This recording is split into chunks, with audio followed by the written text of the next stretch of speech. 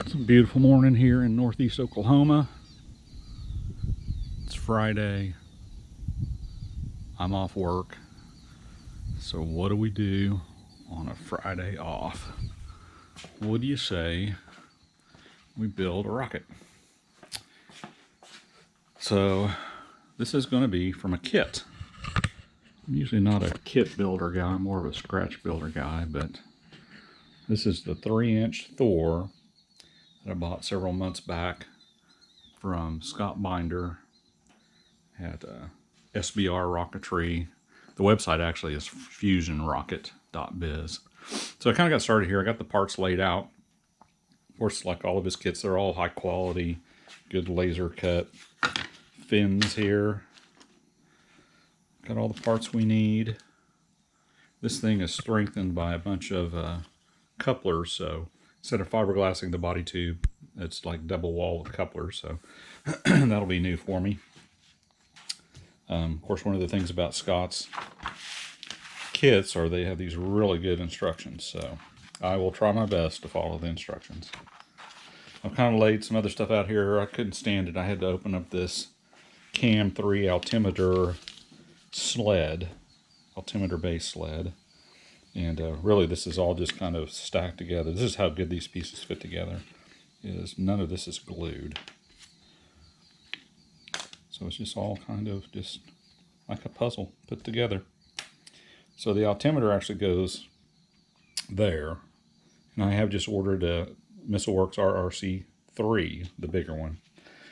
Typically on most of my sport models I just go with the RRC2 Plus, I think is what they call it, but just because it's a simple $45 ultra reliable, you know, just set a couple of dip switches and you go fly. It's nothing too complicated. But this one was made for the RRC3. Plus, this thing having a 54mm motor mount in such a small rocket is going to be high performance. So I really look for this one to be a good, just rocket, just to be able to take a lot of different motors. Being a small lightweight rocket, you can really just use a bunch of different ones. I mean, smaller 38mm if you have a motor adapter, all the way to you know, some big 54s.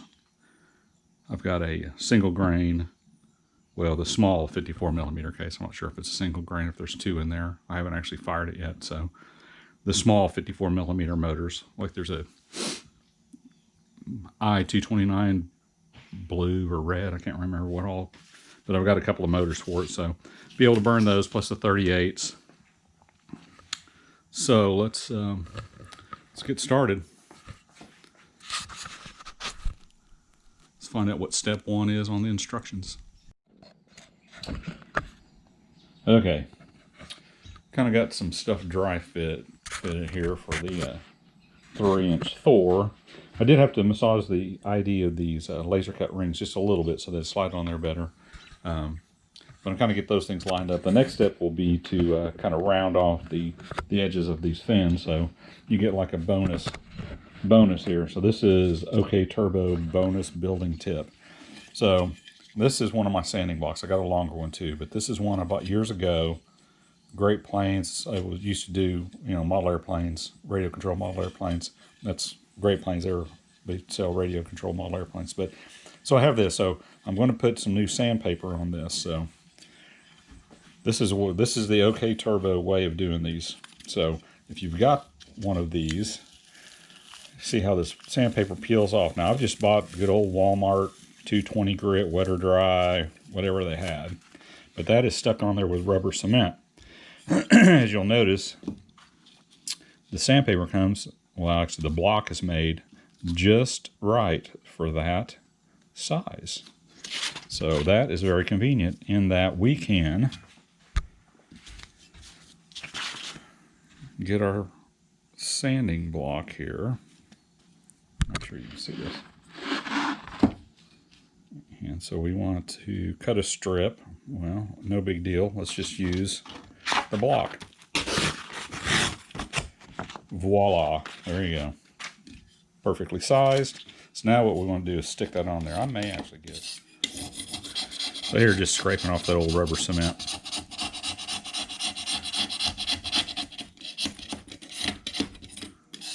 it has a nice flat surface to go stick to.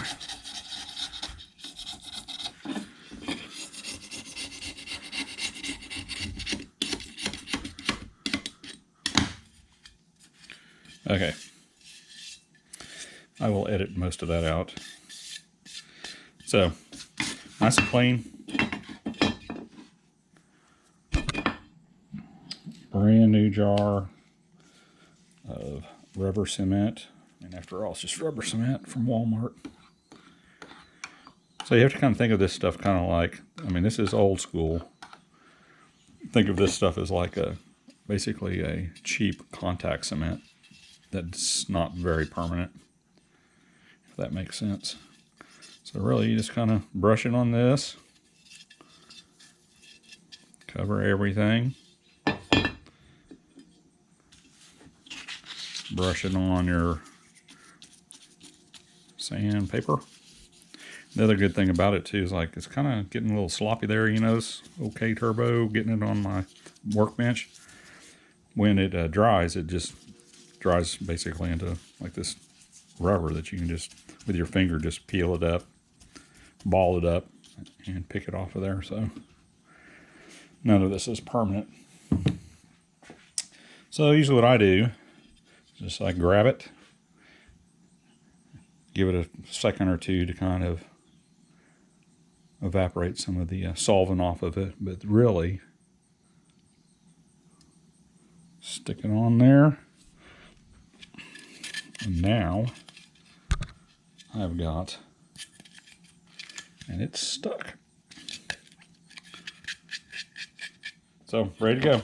I can sand. You want to watch me sand? I guess you can.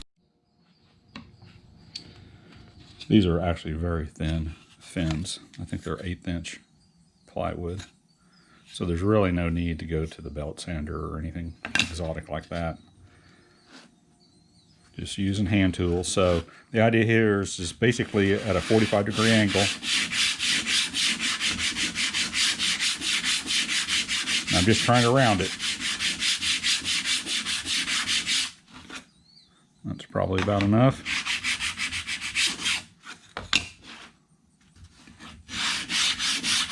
Leading edge.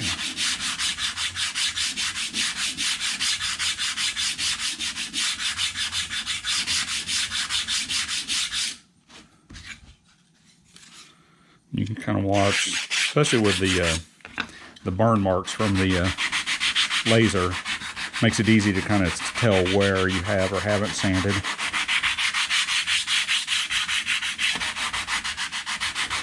The sanding block helps keep everything straight.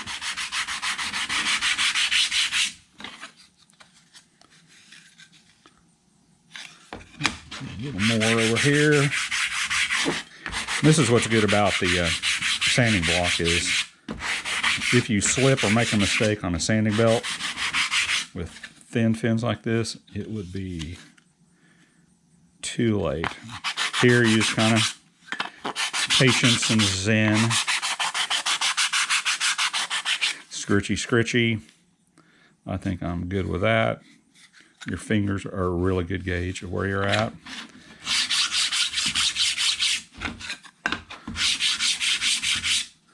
So there's that.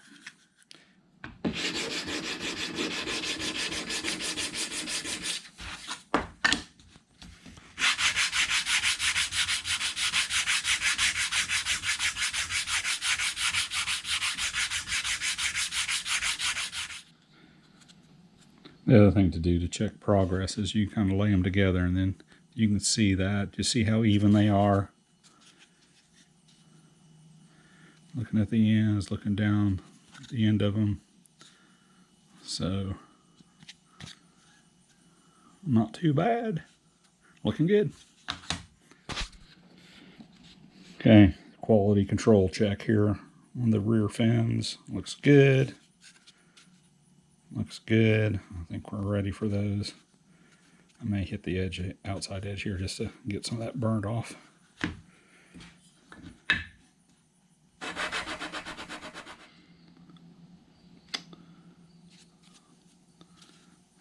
Forward fins look good.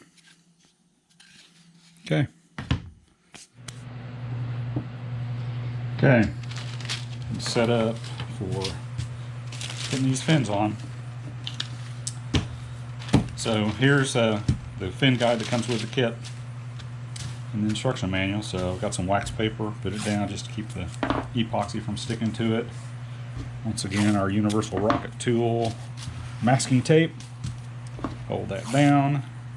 I'll show you the OKTurbo way of doing this. So this is another thing that comes up on the forum from time to time. There's all kinds of super complicated fin alignment guides, and you know, on my bigger rockets I do make them out of foam board, but on something like this, typically this is basically kind of how I do it. Sometimes it's just by eye, but you will get to see all the OKTurbo secrets here. Okay, so the fin guys taped down. Well, the other thing I've done is I've got the center ring rings on here.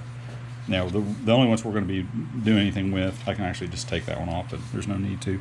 I've made the mark 1/2 inch, so that's where the Aero Pack motor retainer is going to go on. This will actually get slid down and glued onto that. There's a laser alignment mark. Scott is very good at making these kits. So he's already marked this. I didn't do that mark. So he's already marked the motor tube. So there's alignment there. So I'll glue this bottom base ring on, then add a little epoxy, then we'll pull this down tight, and then what we'll do is set this on top of here and we'll start lining up fins. But the other thing I want to do is just to make sure that this is all perpendicular to the tube. And if you built these rockets, you know what I mean. I mean, you can get that a little bit cockeyed, or the gap is different. So I'll just put it in with the centering rings, put it in this tube, and just to make sure that everything looks good there. Because now with these other centering rings, this motor mount tube is centered in this in the main body tube. So really, I'm just kind of making sure that it's all flush along this edge. I hope better look in the camera, make sure you can see that. So that's where it is. So what I probably will do is go ahead and hit that with some thin CA just so it won't move. And then we'll come back and we'll add epoxy and stuff to get the fins on. He's got the slots cut all the way down, so once I get that lower set of fins on, I can actually slide that in. So let's get this base centering ring set now that it is where it needs to be.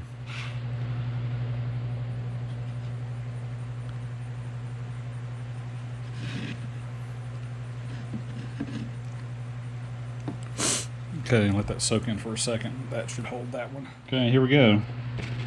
So you get your personal choice of epoxy. Now this may not set up as fast as like a 5-10 minute, but this is what I like to use. West Systems is G-Flex. In my years, I found that this is the toughest stuff for this application. So may not be as strong, but with strength you also get brittleness. And this stuff, it has something in it that gives it a little bit more flex, and actually, in my experience, I think it's tougher. So there's strength and there's toughness. So this is tough stuff. So it bonds really well. It's a 50-50 mix. There's no weird ratios or anything like that to work with. So I'm just going to mix up a little bit, and what we're going to do is, and like I said, this is another really high-tech OKTurbo method here. You'd be amazed how accurate your eyeballs are and your fingertips when you're measuring stuff. Those look even? Look even to me. So I try and get the big popsicle stick and kind of do this ziggy-zag. So if this battery lasts long enough, we'll see in the camera, see how much of this you actually get to see. But it's not as thin as like a laminating epoxy. This is adhesive. But the West Systems stuff is not cheap, I know. But I feel I'm getting what I pay for. And it hasn't let me down yet, so why change, right? So just mix it up real good. I try and cut the big popsicle stick in half so I get this flat edge to really scrape. The allergies are going crazy in northeast Oklahoma. So I apologize if I'm sniffling.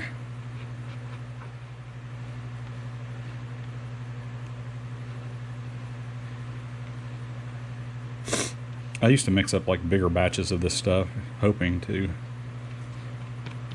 have enough to do the job I was working on, but I ended up leaving so much on the plate that it's like I said, this stuff is not cheap. So the idea here is to glue this one to that one. I've roughed up there where the fins are going to go. There's the alignment mark, so let's get that going. So really just kind of using an epoxy brush and try and give kind of thick like honey.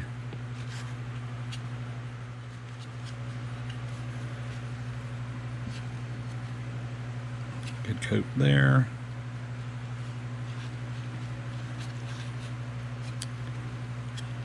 See a lot of and I'm guilty of it too, slathering on of the epoxy. And for it to adhere, it really doesn't need that much. I mean, it's just the surface, so any extra that you add is really just weight. So I'm trying to line up that laser mark as good as I can there. And squirt that down. Always have some paper towels handy when you're working with epoxy. So there you go. So that should be down good. Everything's lined up, so let's get one of these fins on, see how much glue I have. Pay attention too, because they do not go that way. They go that way.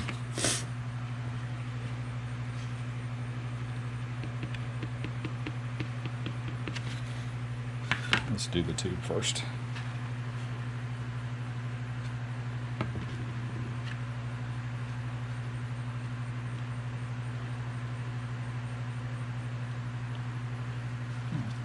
Good smear there.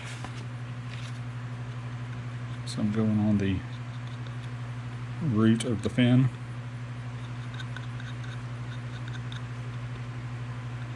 To this little notch here. A little notch there.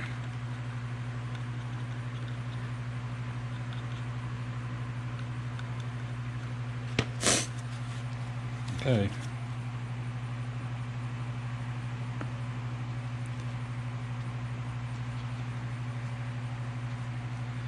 So you will get to see the top secret alignment.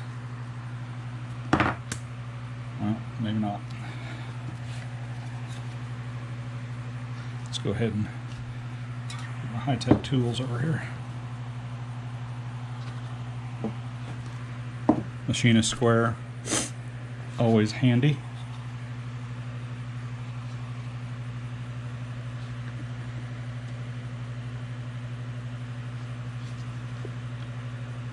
So put that right up against that edge. Then we go there. Oh my gosh.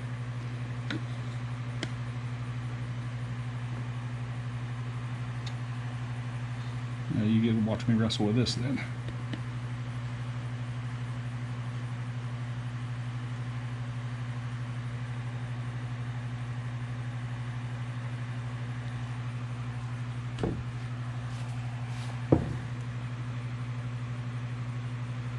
Let me get something heavier to put on the end to hold it up against it. Let's see what I got here.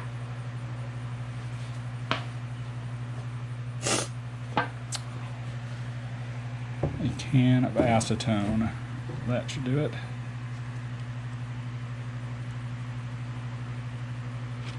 Okay, let's make sure that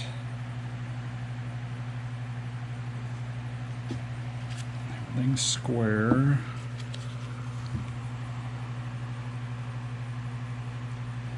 What I'm doing is I'm looking at the base here where these cans go down to the fin guide, the printed fin guide. The other thing I want to make sure is I'm centered on this circle.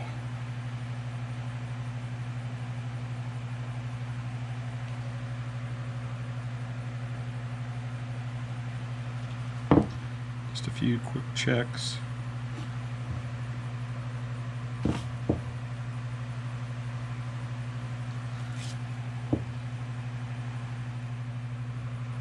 What I'm going to do is I'm going to hit that top notch with some CA just to keep it from trying to fall out.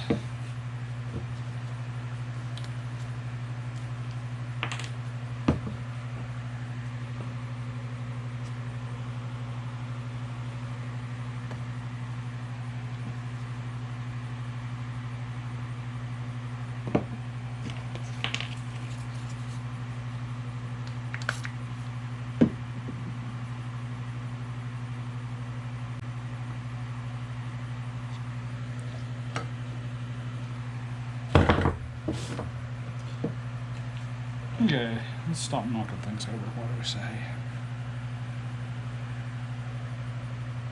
Still going, so we can start setting up the next one.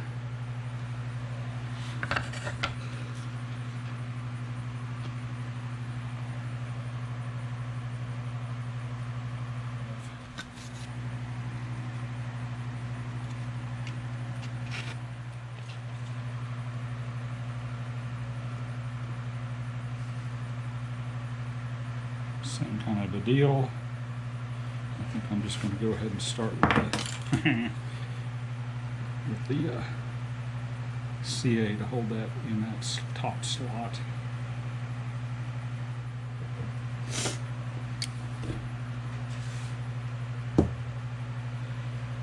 And I'm just constantly making sure, as I kind of manipulate things, that I'm not moving it too far off the center here. Everything's still looking good. Some more epoxy.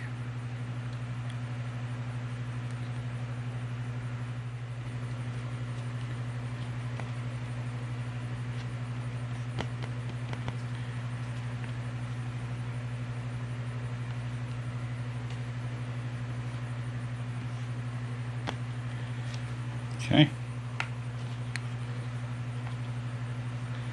Get this one on.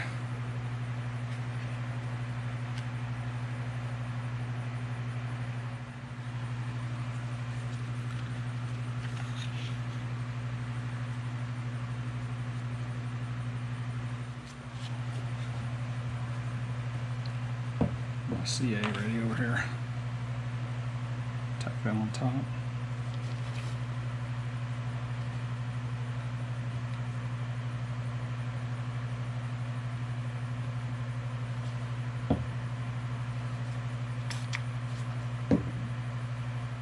Okay, now let's kind of make sure we're good on the final setup here.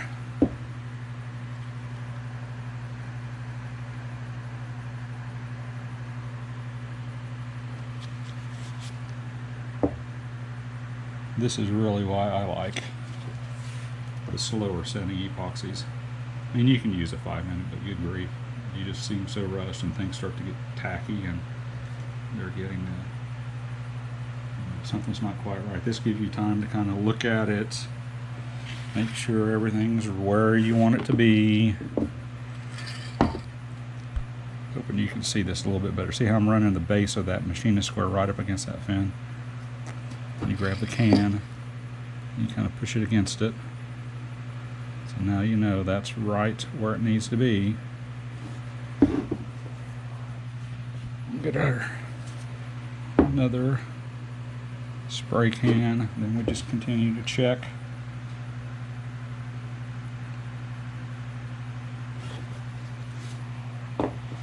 Now the forward fence will be easy because we'll just use some straight edges to line them up with what we've got going on here.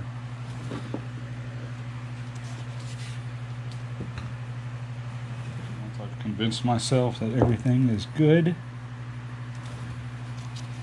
We don't touch it. Okay, let me get the camera here so we can kind of zoom in a little bit better. So I'm looking down at this guide, and for instance, checking right where that square hits the base of the drawing, making sure that's all centered. So that makes sure the motor mount is centered on that. Also going to look right along here, make sure we're all the way in. Use the last bit of that epoxy to kind of brush around the centering ring. Not really so much as to make a fillet, but just get some glue there. And then when we're done, we'll look at it and see if there needs any heavier fillets. Okay, we let that cure.